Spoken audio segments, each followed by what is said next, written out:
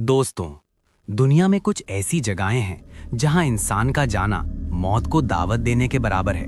हम सोचते हैं कि जंगल सिर्फ पेड़, पौधों और जानवरों का घर है, पर जो लोग अपनी पूरी जिंदगी उन घने और पुराने जंगलों में गुजार देते हैं, वो जानते हैं कि उन अंधेरे पेड़ों के बीच कुछ ऐसी चीजें छिपी हैं जिन्हें देखने के बाद इंसान अपना दिमाग खो बैठता है।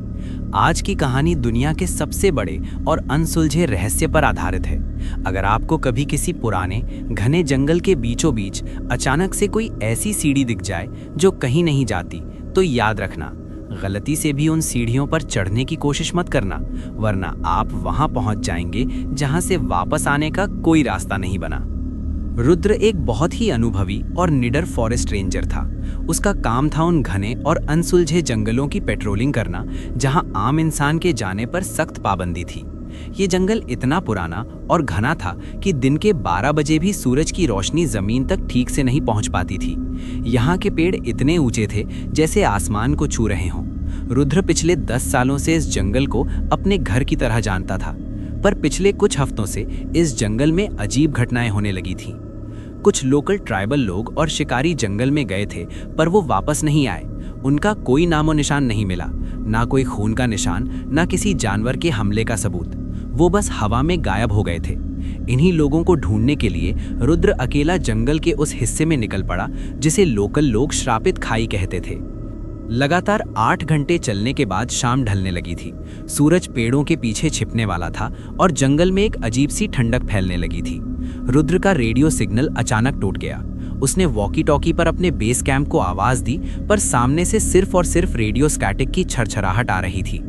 रुद्र अकेला था। उसने ध्यान दिया कि अचानक जंगल बहुत शांत हो गया है, बहुत ज्यादा शांत। कीड़ों की आवाज, चिड़ियों का चहकना, हवा के चलने से पत्तों की आवाज, सब कुछ 1 सेकंड में बिल्कुल बंद हो गया था। ऐसा लग रहा था जैसे उसने किसी साउंड प्रूफ गुब्बारे में कदम रख दिया हो। सन्नाटा इतना गहरा था कि रुद्र को अपने ही दिल की धड़कन किसी ढोल की तरह सुनाई दे रही थी। वो थोड़ा घबराया, पर उसने अपनी गन को कस के पकड़ा और आगे बढ़ा। कोहरा धीरे धीरे जमीन को ढकने लगा था। तभी उस घने अंधेरे और पुराने विशाल पेड़ों के बीच उसे कुछ अजीब सा दिखा। रुद्र के पैरों तले जमीन खिसक गई। उसे अपनी आंखों पर विश्वास नहीं हुआ। घुप अंधेरे और सदियों पुराने इस जंगल के बीचों बीच, जहां आसपास दूर दूर तक किसी इंसान या मकान का कोई नामो निशान नहीं था, वहां एक सीढ़ी बनी हुई थी। ये कोई आम सीढ़ी नहीं थी। ये लकड़ी और महंगे सफेद मार्बल से बनी एक बहुत ही खूबसूरत सीढ़ी थी, जिस पर किसी महल जैसा लाल रंग का कारपेट बिछा हुआ था। सीढ़ी लगभग 20 कदम ऊंची थी और सीधा हवा में खत्म हो रही थी। ऊपर कोई दरवाजा, छत या मकान नहीं था, सिर्फ खुला आसमान और जंगल के सूखे पेड़ थे। रुद्र वहां जम गया। उसका दिमाग किसी तरह इस चीज को समझ नहीं पा रहा था कि आखिर ऐसी आलीशान सीढ़ी इस भयानक जंगल के बीचों बीच कहां से आई। उस पर बिछा लाल कारपेट बिल्कुल नया, साफ और धूल मुक्त था। जंगल की किसी भी मिट्टी, पत्ते या कीड़े का एक निशान तक उस सीढ़ी पर नहीं था। ऐसा लग रहा था जैसे किसी ने अभी अभी उसे वहां लाकर रखा हो। रुद्र को लोकल आदिवासियों की एक पुरानी और डरावनी कहानी याद आई। उन्होंने उसे एक बार डरते हुए बताया था कि जंगल के सबसे गहरे हिस्से में भटकती हुई सीढ़ियां मिलती हैं। वो सीढ़ियां इस दुनिया की नहीं हैं, वो शैतानी दुनिया का दरवाजा है जो अपना रूप बदलकर शिकार को बुलाती हैं। जो उन्हें देखता है उसे बिना पीछे मुड़े वहां से भाग जाना चाहिए, और अगर किसी ने उन सीढ़ियों पर अपने कदम रख दिए तो वो अपनी रूह को इस दुनिया से हमेशा के लिए काट देता है। रुद्र एक पढ़ा लिखा इंसान था। वो इन अंधविश्वासों को नहीं मानता था, पर उसके दिल में एक भयानक डर और एक अजीब सा आकर्षण यानी अट्रैक्शन पैदा हो रहा था। एक ऐसी कशिश जो उसे उन सीढ़ियों की तरफ खींच रही थी। वो धीरे धीरे चलते हुए उन सीढ़ियों के ठीक पास गया। हवा में अचानक एक अजीब सी ओजोन और जले हुए मांस की महक फैल गई। उसने कांपते हुए अपना हाथ उस लाल कारपेट पर रखा। कारपेट बिल्कुल नरम था और गर्म था, जैसे किसी जिंदा इंसान की चमड़ी हो। रुद्र के दिमाग ने चीख चीख कर उसे वहां से भागने के लिए कहा, पर जैसे ही उसने पलटने की कोशिश की, उसके कानों में एक आवाज गूंजी, किसी छोटे बच्चे के रोने की आवाज। वो आवाज उन सीढ़ियों के सबसे ऊपरी हिस्से से आ रही थी, जो हवा में खत्म हो रही थी। रुद्र का पूरा वजूद हिल गया। एक बच्चा इस जंगल में? उसने अपनी गन लोड की। उसने एक लंबा सा सांस लिया और किसी सम्मोहन में आकर उसने अपना पहला कदम उस रहस्यमयी सीढ़ी पर रख दिया। जैसे ही उसका भारी बूट उस पहली सीढ़ी पर पड़ा, पूरे जंगल का नजारा एक झटके से बदल गया। रुद्र को लगा जैसे उसके कानों के पर्दे फट गए हों। जंगल की सारी आवाजें अचानक वापस आ गई थीं, पर इस बार वो आवाजें नॉर्मल नहीं थीं। कीड़े आम तरीके से नहीं बोल रहे थे, वो इंसानों की तरह चीख रहे थे।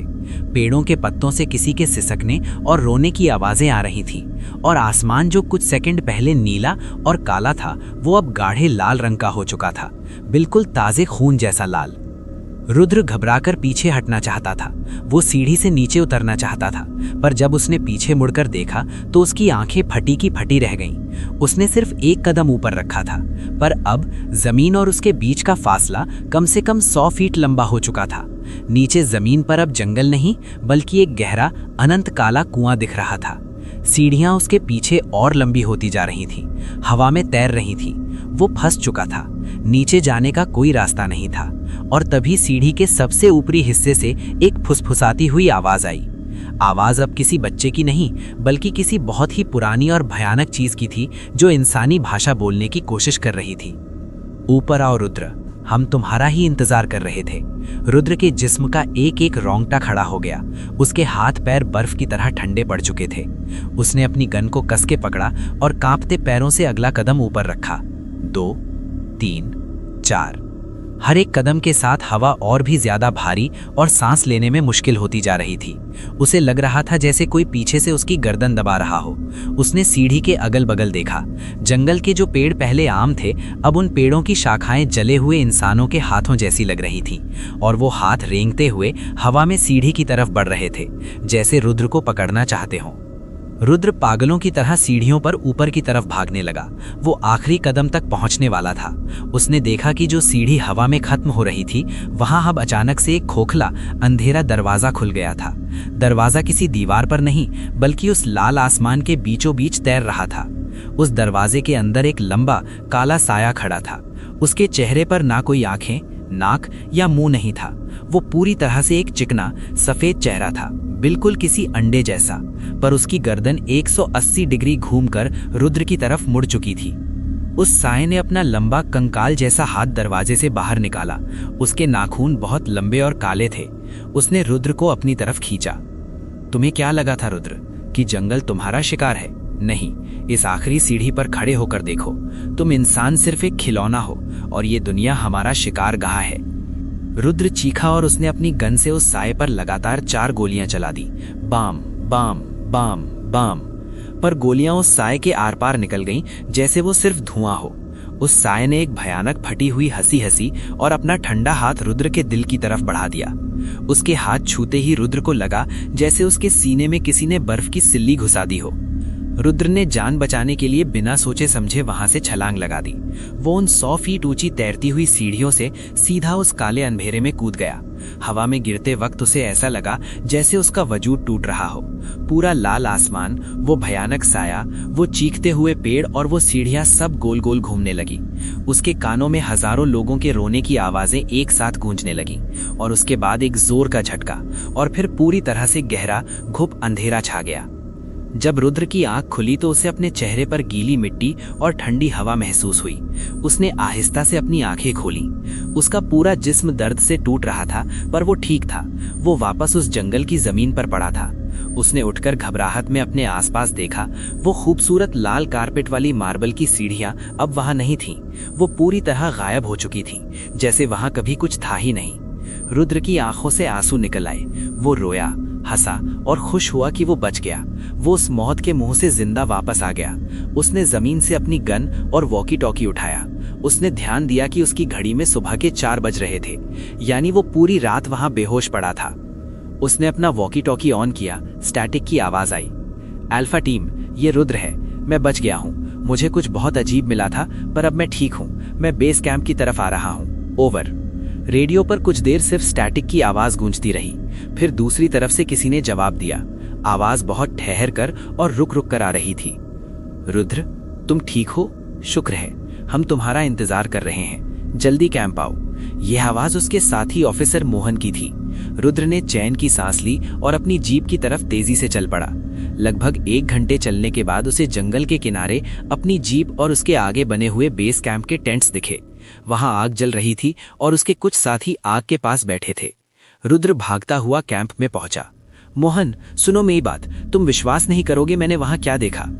आग के पास बैठे उसके सभी साथियों ने एक साथ उसकी तरफ देखा, पर वो बोले नहीं। रुद्र के पैरों के नीचे की जमीन एक बार फिर खिसक गई। आग की रोशनी में उसने देखा कि उसके उन साथियों के चेहरे पर ना आंखें थीं, ना नाक और ना ही कोई होंठ थे। उनके चेहरे बिल्कुल उस दरवाजे वाले साए की तरह चिकने, सफेद और अंडे जैसे थे। रुद्र की सांस गले में ही अटक गई। उसने झटके से अपना वॉकी टॉकी देखा। वॉकी टॉकी की बत्ती ऑफ थी, उसमें कोई बैटरी नहीं थी। तभी उन बिना चेहरे वाले साथियों ने अपनी गर्दन 180 डिग्री घुमा ली और उनके उस चिकने चेहरे के अंदर से वही फुसफुसाती हुई भयानक आवाज आई। तुमने कूदने में बहुत देर कर दी थी रुद्र, तुम वहां गिरे ही नहीं जहां से तुमने छलांग लगाई थी। हमने कहा था ना, इस शिकारगाह में तुम्हारा स्वागत है। रुद्र पागलों की तरह पलटा और अपनी जीप की तरफ भागा। उसने जीप का दरवाजा खोला और ड्राइविंग सीट पर बैठ गया। उसने कांपते हाथों से चाबी घुमाई। जीप स्टार्ट हो गई। वो भागना चाहता था, पर जैसे ही उसने जीप आगे बढ़ाने के लिए रियर व्यू मिरर में देखा, उसकी रूह ने उसका जिस्म छोड़ दिया। रियर व्यू मिरर में उसने खुद का चेहरा देखा, पर मिरर वाला रुद्र बहुत बुरी तरह से मुस्कुरा रहा था, जबकि असली रुद्र डर से रो रहा था। मिरर वाले रुद्र ने अपनी आंखें निकाली और उन्हें अपने हाथ में रखकर बोला, नीचे जाने वाली सीढ़ियां अब टूट चुकी हैं। अब तुम हमेशा के लिए यहाँ कैद हो। रुद्र चीखा और उसकी चीख उस लाल आसमान वाले दूसरे आयाम डायमेंशन में हमेशा के लिए गूंजती रह गई। दोस्तों, अगर आपको भी कभी अकेले में किसी ऐसी जगह पर सीढ़ियां दिखें जहां उन्हें नहीं होना चाहिए, तो उन पर चढ़ने की दूर की बात है, उन्हें देखना भी मत। चुपचाप अपनी आंखें बंद कीजिए और वहां से भाग जाइए, क्योंकि जो सीढ़ियां हवा में जाती हैं वो इंसान को कभी वापस जमीन पर नहीं आने देती। अगर इस वीडियो ने आपकी रातों की नींद उड़ा दी हो तो वीडियो को लाइक करें और कमेंट करके बताएं अगर आप रुद्र की जगह होते तो क्या करते। ऐसी ही और भी रोंगटे खड़े कर देने वाली खौफनाक कहानियों के लिए मिस्टी वॉक स्टोरीज चैनल को तुरंत सब्सक्राइब करें। मिलते हैं एक नए डर के साथ अगली कहानी में।